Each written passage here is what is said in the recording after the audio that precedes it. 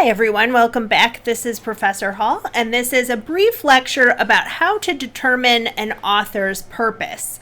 So the purpose is the reason or goal that you have for writing about your topic, and hopefully most authors have a goal beyond just getting a grade in class, right? Although that might be your goal to write for your teacher or to write for an assignment. So let's take a look at why authors write the things that they do. When thinking about writing, an author thinks about their purpose, the reason that they're writing, about the subject that they're writing about.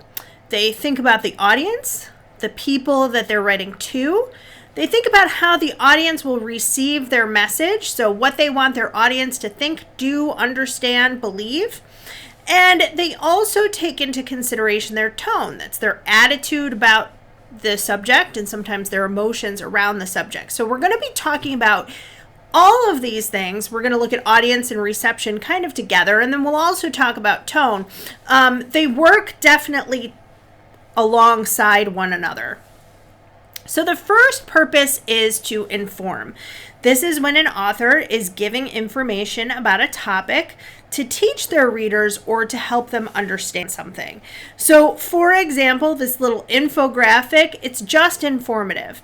The coronavirus and the flu have similar symptoms. Here is how you distinguish the coronavirus from the flu, right? The purpose of this is to inform. So if you have shortness of breath, that might be the coronavirus and not just the flu. You can tell probably when I'm recording this, possibly. If you just have fatigue or a headache, that could be both. So don't jump to conclusions that it's this virus instead of this one. Another purpose is to persuade. This is when an author attempts to get their readers to do, think, or believe something. So rather than just giving them information for them to better understand a topic, the author is trying to argue for or against a point, or they're trying to get their readers specifically to take action or to change their mind. So for example here, same topic as before, but done a little bit differently. The how-to guide for physical distancing. Self-quarantine and self-isolation are important strategies to limit potential spread of this disease. So this might look like it's informative, that it's just a how-to guide, but it's actually trying to persuade as well in kind of a subtle way. This is an important strategy, so help limit the spread of this by physically distancing, and here's how you can do that. Should I avoid shaking hands because of this new virus? Yes. Respiratory viruses can be passed by shaking hands. So again, greet people with a wave. They're trying to convince people to change their behavior. So it's a little bit more persuasive, even though it might be kind of dressed up as informative. Another purpose is to express. This is where authors express and share their thoughts, opinions, and feelings about a subject. So this is from a student from 2020. If we are to have any moral moment in this pandemic, it needs to include having compassion for others. Nobody deserves COVID-19. Nobody deserves complications. Nobody deserves to have their very humanity equated with a disease we know so little about. This might be slightly persuasive, but it's trying to express this person's strong desire to have compassion and kindness during this time.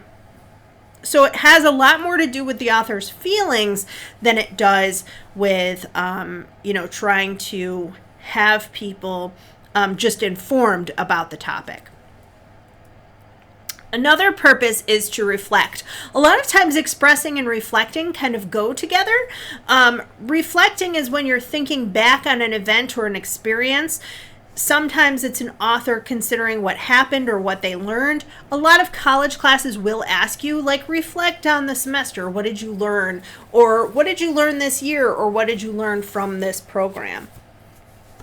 I'm not going to read this whole thing, but you can kind of see the difference here. I awoke on a Monday morning with a headache, and I'm not a headache person. Fever followed, and the next morning my blueberry yogurt tasted of nothing. Thick emptiness. I knew I had it. Now, after more than 3 months of living with coronavirus disease 2019, COVID-19, and the fatigue that has kept me couch-bound, I have ample time to reflect on what it means to be a patient, how an illness ripples through a family and community, and how I will use this experience to be a better physician. Here is what I've learned. So, if you notice, the last example was talking about the author's feelings about kindness. We get some of the author's feelings here, but it really is a reflection on their past experiences. So considering what happened, what did they learn, and how they might apply it to their future.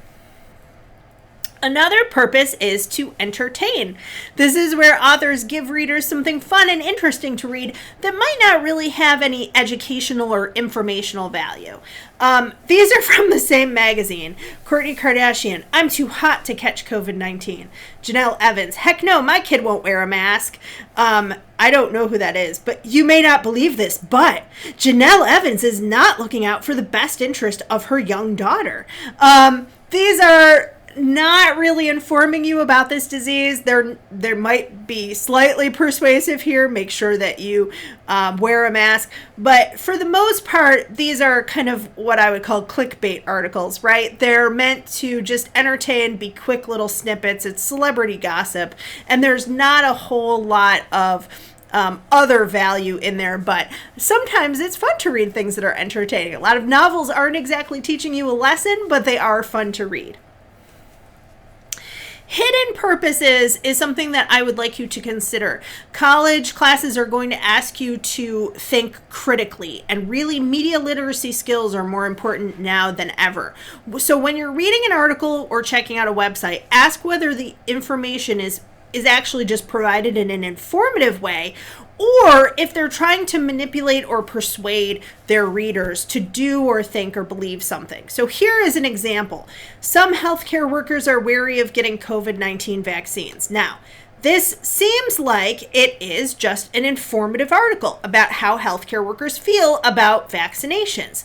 But in reality, if you look at the actual text, healthcare workers are expected to be the first in line.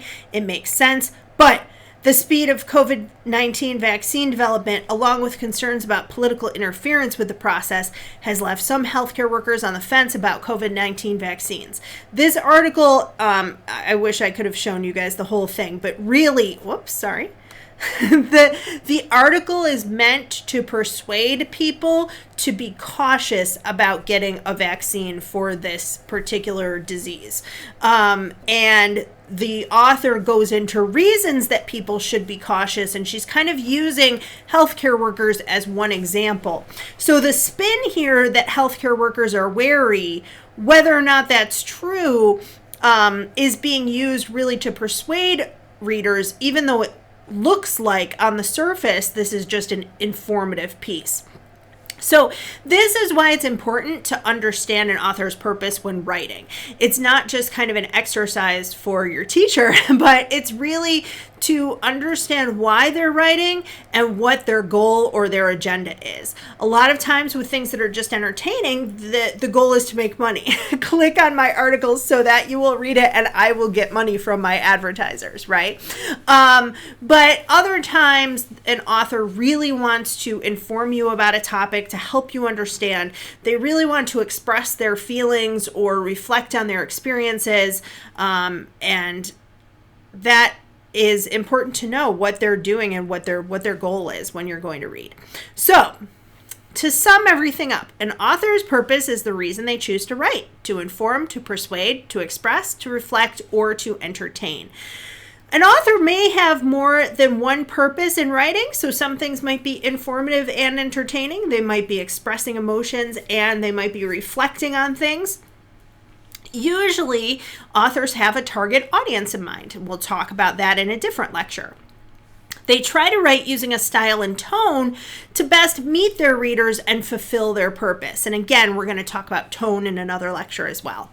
Many times an author has more than one intended purpose, but other times they'll have one stated purpose, so they're trying to inform you, but they're actually trying to persuade you. So that's something to look for. So when you're reading an article, ask yourself, why did the author write this? Are they trying to convince me? Are they trying to just give information? Are they trying to just amuse or interest me? Or are they expressing themselves, their feelings, and possibly reflecting on something? I hope that this helped to kind of explain what an author's purpose is. And next time we'll talk about audience, and then we'll talk about tone. Thanks, everybody.